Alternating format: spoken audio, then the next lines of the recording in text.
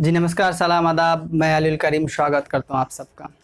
दोस्तों, अगर आप ज़्यादा टैक्स पे करने से परेशान हैं और अपने टैक्स को सेव करने चाहते हैं तो इस वीडियो को शुरू से लेकर लास्ट तक ज़रूर देखें, क्योंकि इस वीडियो में मैंने डिस्कस किया है आप अपने टैक्स को कैसे सेव कर सकते हैं, ज़्यादा टैक्स पे करने से कैसे बच सकते हैं।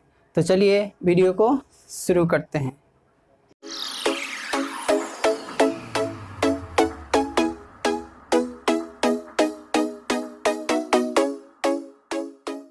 दोस्तों, इंडियन इनकम टैक्स एक्ट की ऐसी कई सारी सेक्शन है जहां पर टैक्स पे करने पर हमें कई सारी छूट दिए गए हैं।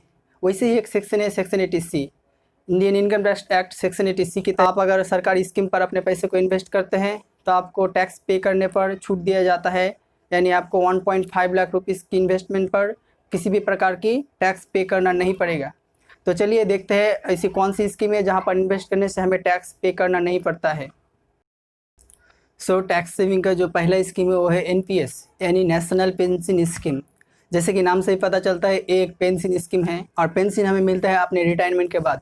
यानी अगर आप NPS में अपना पैसे को इन्वेस्ट करते हैं तो आप अपने पैसे को 60 ईयर एज में यानी रिटायरमेंट के बाद ही विड्रॉ कर सकते हैं। उससे पहले आप अपने पैसे को विड्रॉ नहीं कर सकते हैं। चलिए आप देखते हैं NPS खाते से हमें क्या क्या फ़ायदा मिलता है। दोस्तों, NPS खाता खुलने से हमें जो पहला फ़ायदा मिलता है वो है कि यहाँ पर आपको 1.5 लाख की इन्वेस्टमेंट पर किसी भी प्रकार के टैक्स पे करना नहीं पड़ेगा। और जो दूसरा फ़ायदा है कि आपको NPS खाते से हर साल 8 से 10% की रिटर्न मिलता है। अगर आप भी अपना NPS खाता खुलवाना चाहते हैं तो आपको मोबाइल लिंक आधार कार्ड को लेकर अपने नज़दीकी बैंक या पोस्ट ऑफिस में जाना पड़ेगा। आप नज़दीकी बैंक या पोस्ट ऑफिस में जाके अपना खाता खुलवा सकते हैं, या फिर अगर आप ऑनलाइन खाता खुलवाना चाहते हैं तो वीडियो के डिस्क्रिप्शन में एक लिंक दिया हुआ है, आप वहां जाके अपना खाता ऑनलाइन खुलवा सकते हैं। दोस्तों, टैक्स सेविंग की जो दूसरा स्कीम है वो है PPF यानी पब्लिक प्रोविडेंट फंड। PPF एक लॉन्ग टर्म की इन्वेस्टमेंट है। इसका लॉक इन पीरियड है 15 साल। यानी आप अगर PPF में अपना पैसे को इन्वेस्ट करते हैं तो आपको 15 साल के लिए इन्वेस्टमेंट करना पड़ेगा। 15 साल से पहले आप अपने पैसे को विड्रॉ नहीं कर सकेंगे। आप देखते हैं PPS से हमें क्या क्या फ़ायदा मिलता है। दोस्तों, PPS से जो हमें पहला फ़ायदा जो मिलता है वो है सेक्शन 80C के तहत आपको 1.5 लाख की इन्वेस्टमेंट पर किसी भी प्रकार के टैक्स पे करना नहीं पड़ेगा। और जो इसका दूसरा जो फ़ायदा है वो है आपको हर साल 8% की रिटर्न भी मिलेगा। अगर आप भी अपना PPF खाता खुलवाना चाहते हैं तो अपने नज़दीकी किसी भी बैंक में जाके अपना खाता खुलवा सकते हैं, या फिर आप अपने पोस्ट ऑफिस में जाके अपना PPF खाता खुलवा सकते हैं। अब दोस्तों, टैक्स सेविंग की जो तीसरा स्कीम है वो है SSOI यानी सुकन्या समृद्धि योजना। SSOI को लॉन्च किया गया था केंद्र सरकार की बेटी बचाओ बेटी पढ़ाओ स्कीम के थ्रू। अगर आपके घर में 10 साल की कम उम्र वाली लड़की है तो आप उनके नाम पर SSOI खाता खुलवा सकते हैं। SSOI में इन्वेस्ट करने का फ़ायदा मिलता है कि आपको 1.5 लाख की इन्वेस्टमेंट पर किसी भी प्रकार की टैक्स पे करना नहीं पड़ता है, और आपको हर साल 8 से 9% की रिटर्न भी मिलता है। अगर आप अपने लड़की के लिए SSOI खाता खुलवाना चाहते हैं तो अपने नज़दीकी किसी भी बैंक में जाकर खाता खुलवा सकते हैं, या फिर आप पोस्ट ऑफिस में जाके भी SSOI खाता खुलवा सकते हैं। दोस्तों, याद रखें SSOI खाता की लॉक इन पीरियड है 8 साल, यानी 8 साल से पहले अपने खाते से आप मनी विड्रॉ नहीं कर सकते हैं।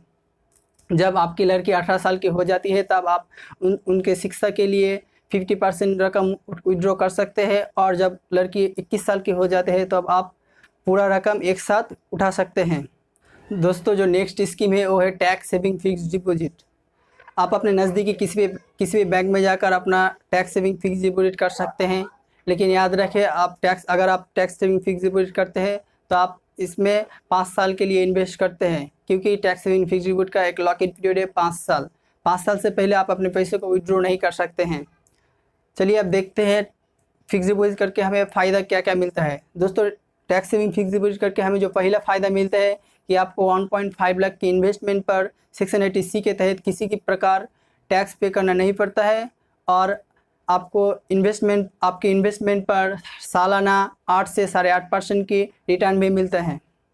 दोस्तों, टैक्स सेविंग की जो नेक्स्ट स्कीम है वो है ELSS यानी इक्विटी लिंक सेविंग स्कीम। ये एक तरह की म्यूचुअल फंड है जिसे केंद्र सरकार ने लॉन्च किया था इक्विटी पर लॉन्ग टर्म के इन्वेस्टमेंट को बढ़ावा देने के लिए। अगर आप ELSS में इन्वेस्ट करना चाहते हैं तो आप अपने बैंक में जाके भी इन्वेस्ट कर सकते हैं, या तो फिर आप ऑनलाइन भी इन्वेस्ट कर सकते हैं।